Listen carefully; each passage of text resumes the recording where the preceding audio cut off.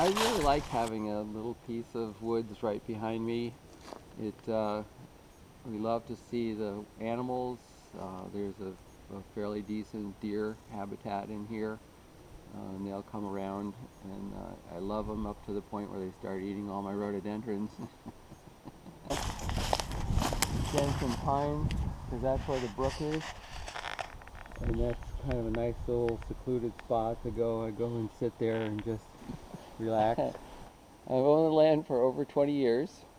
Haven't had it harvested during that time. This was my first harvest, although it's been in tree growth, so it's been under a forest management plan. We've been looking at harvesting it for some time, mostly for forest improvement, and at this point it was just fortuitous that our neighbor had decided to harvest his property. We share a forester in common, so the forester came and asked if I would consider it, and I said certainly. The other condition that was favorable was a portion of the forest land is wet, and at this point in time it was fairly dry, so we could get in there without tearing it all to pieces. My goals were to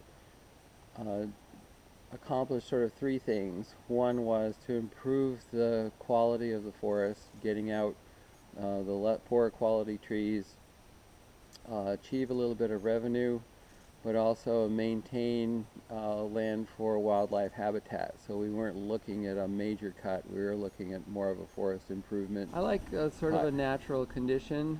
We wanted to get out some of the dead and dying stuff, get out the poor quality, leave it open so that the good trees can grow more rapidly. But not necessarily look like a park when we're done, more look like a natural woods. Too. Cutting my own firewood, all the wood out by hand. Yeah. Yeah. Okay. I call it my free gym membership. Very satisfied with both the forester and the logger. Felt they worked very well together.